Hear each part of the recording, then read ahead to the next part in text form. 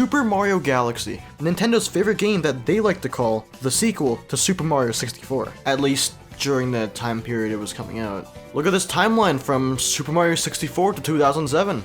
Nintendo released no games. Look at all these. There's nothing here. This game was a huge climactic adventure that took you through the depths of space, visiting all these different planets, saving Princess Peach using this thing, and most importantly, listening to the amazing soundtrack. I am someone who absolutely loves this game. It's not the greatest game of all time, but it's certainly one of my favorites. The story is rather simple since it's, a Mario game, but the world building surrounding it is what I loved the most. I need more of it. Come on, Nintendo, I beg of you. Please make another game in this style. I want to know what it's like to feel again. Huh, weird.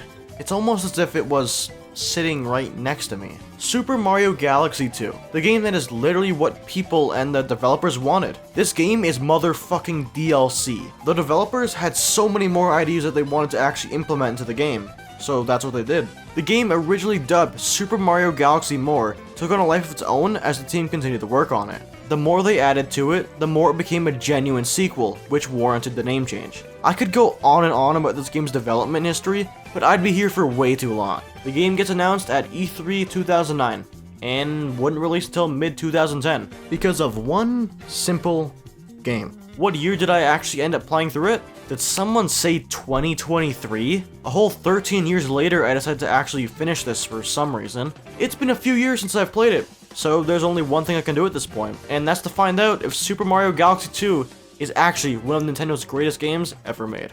The plot for this game is quite simple. Nintendo took the story from Galaxy, abridged it by making it much more simpler for everyone to understand, and Bowser is fucking big. This time, he has a plan to create an empire of his own at the center of the universe. Not sure why he needs Peach. You have a son already. Isn't he enough? After killing our first baby, we are then brought to this rock with our main man here, Grimace, acting as the captain. Ah, the illusion of choice. What if I didn't want to save Peach, huh? She always gets herself kidnapped, so maybe she should get herself out of trouble. Lubba decides to actually help us out and turn the rock to look like Mario's face. They call it Starship Mario. The intro to this game is certainly something. It doesn't feel as impactful as the first game. The intro there is absolutely beautiful. Mario gets blasted away and wakes up on a little planet within the vast emptiness of space. After having his skills tested and grabbing the Grand Star, he's brought back to the Comet Observatory, where he then decides to help Rosalina bring it back to life after Bowser stole all its fuel. That's an intro to a Mario game. They definitely expected you to have played the original, which is probably why they didn't want to focus too heavily on the story in the sequel. Either that, or Miyamoto said no to story in his Mario game. Starship Mario, the Peach's Castle, Delfino Plaza, or Comet Observatory of this game. This area is incredibly small. I could probably compare this to the level of the Odyssey, except that's more for hoarders than anything else. Unlike the Comet Observatory, you don't really need to explore the ship at all. Everything you could ever need is right at the top. The world map, Scummy Toad, Male Toad, the other areas are just extra in case you do feel like exploring. Mario just casually has a massive pimple on his nose in the shape of a Yoshi egg.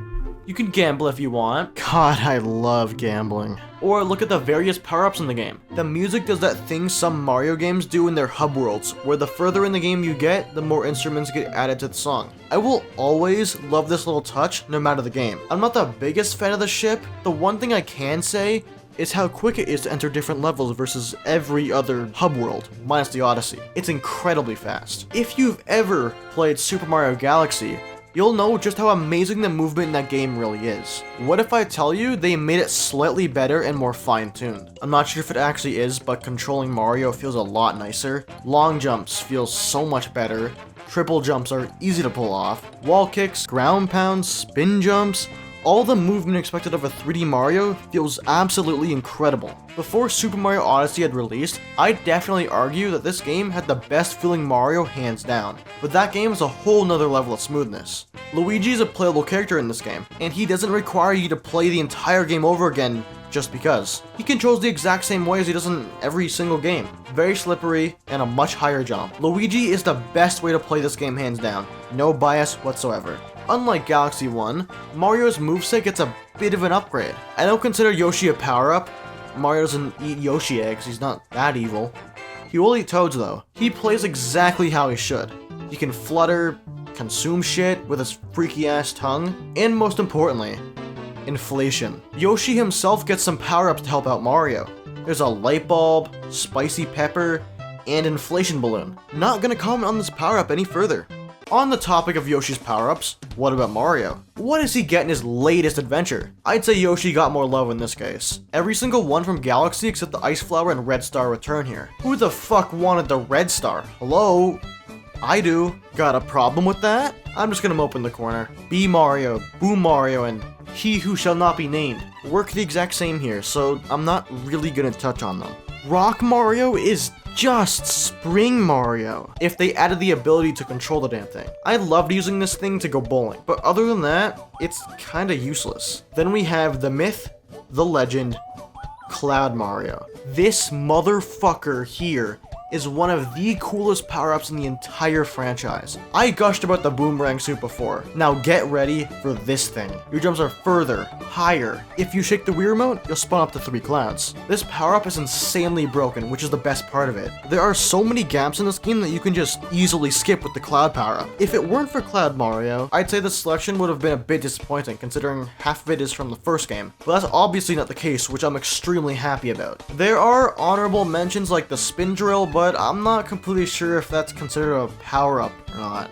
Stepping onto this amazing pressure plate brings us to the world map. Yeah, I'm a bit disappointed. I missed the domes from the observatory that were designed to look like a solar system. Here though, it's just a generic world map. It's extremely quick to go to each galaxy, which I really like, but that doesn't really matter to me. I want it to mean something and have a reason why it looks that way. Speed is not a good enough reason. Since they're so insistent on going for the world map route, I get to complain. These don't look very nice at all. I understand that we're in space so they don't need to do very much, but I liked the aesthetic of the original ones a lot more. The only really cool part is the backgrounds each world has, especially when you're walking around Starship Mario. World maps are always so fun to talk about in these games. Some of them have incredible ones, or are actual pieces of shit. No offense to Super Mario Bros. Deluxe.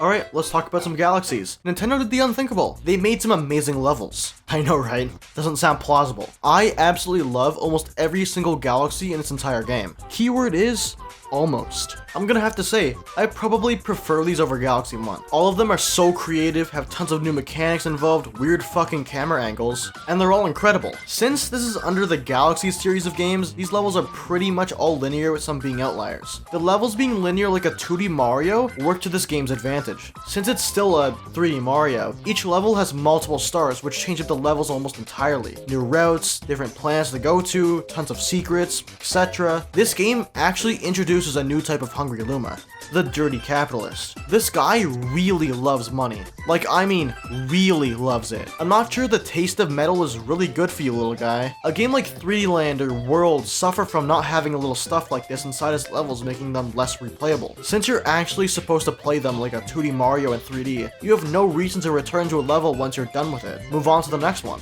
Galaxy 2 introduces comet medals to the mix. Instead of randomly getting prankster comets like you did in the original game, these comet medals do the summoning. The levels they appear on are still random, sadly, but it's more stuff to collect. And my brain gets happy seeing the number go up. These comets are just your typical challenge levels. They give you a little remix of an already existing objective, or they're a purple coin mission. There are loads of different challenges this game offers in its levels. Some can be incredibly fun, and others, well, let's just say I fucking hate beating bosses hitless.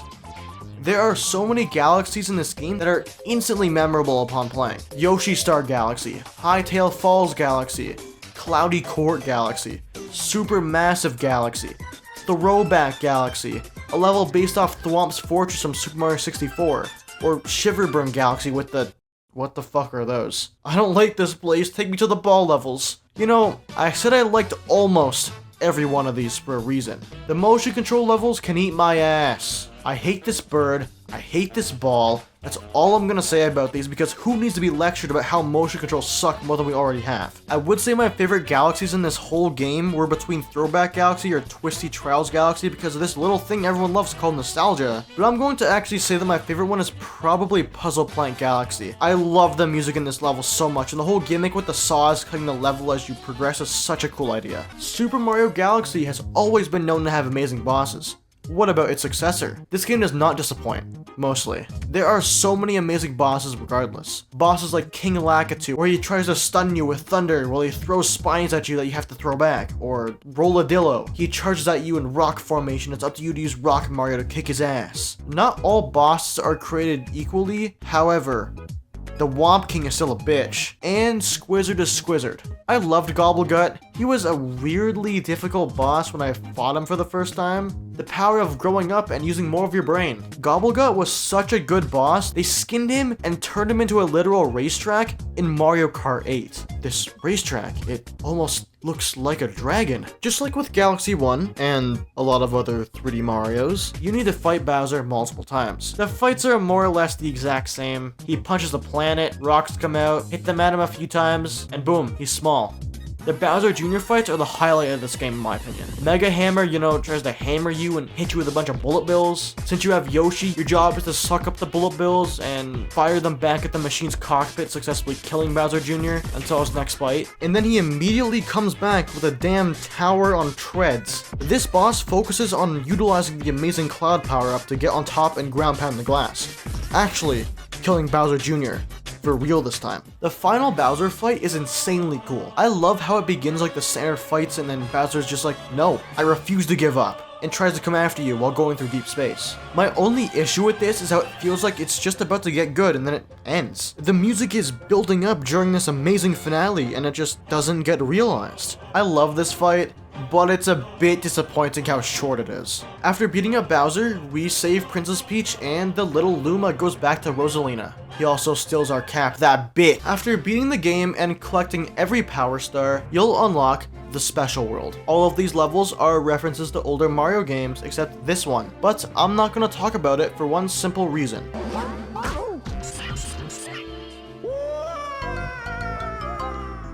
Boss Splits is literally just fighting all the bosses from the first game, and Mario Squared is from Toy Time Galaxy. I think Twisty Trials or Rolling Coaster Galaxy might be my favorite levels. I hate the motion controls, but it's supposed to be Rainbow Road, so I give it a pass. Why did I say it like that? After collecting all 120 Power Stars and beating the game once again, Rosalina will then read a story about these things called the Green Stars. These fucking things are so annoying, it's not even funny. Nintendo thought it was a good idea to put 120 of these things throughout every single level. If you wanted a replayability, just collect all 120 stars, then you get to play the game over again. These stars are literally in the most random spots. Some can be easily obtained and seen. Others? Let's just say Melty Molten Galaxy made me want to rip my hair out. I think playing the game over again as Luigi would have been the better option. I used a guide for these stars, by the way. After collecting all 240 fucking Power Stars, you will unlock Grandmaster Galaxy, the final level in this game.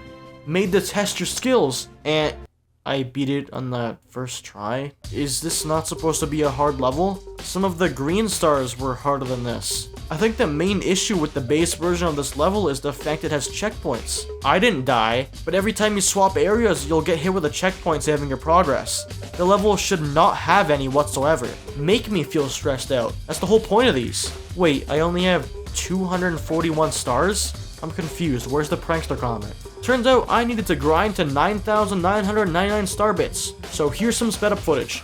After all that grinding, we unlock Grandmaster Galaxy, the perfect run. Yeah, fuck this. The level itself is barely any harder. They just removed all the checkpoints, changed some enemies, and made you one hit. The only part of this that makes this difficult is the 1 health point, which is why I gave up after dying 10 times. I was having fun, I swear. Super Mario Galaxy 2, the fabled sequel and one of the best games of all time. The game with so much love and creativity poured into almost every single aspect, crafting a near perfect game. The music is just phenomenal. The levels are amazing. Bosses are some of my favorites in the entire series, but the story is so lacking and Starship Mario doesn't really feel satisfying to explore. The greatest part of the Comet Observatory was exploring the massive area as well as getting to read Rosalina's storybook. I loved reading about her backstory and how she became the mama of all Lumas. Couple this with the world building and sheer atmosphere the original game brought with it, makes for such an amazing overall story for a Mario game, even if the base plot is still quite simple. It just makes me so sad that they almost entirely gutted this from Galaxy 2. I would have loved to have a story on the same level or even grander for a game that's supposed to be the sequel, but no, we get this short thing.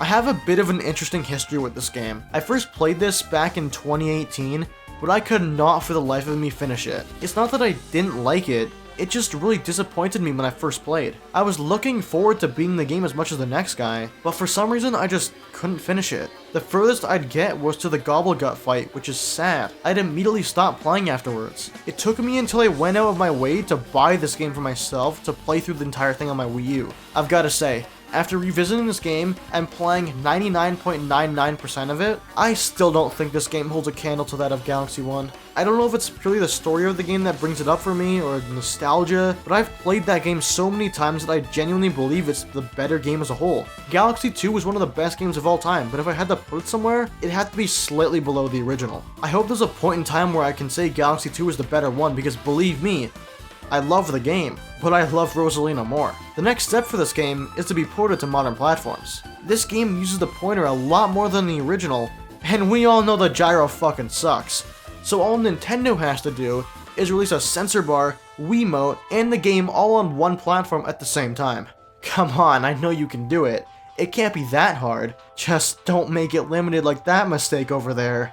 I'd like to thank you for watching today's video. If you liked it, make sure to like, comment, and subscribe, as well as turn on post notifications to stay up to date with everything I post within the ever-changing world of the YouTube algorithm. If anyone out there needs a god, I know I do.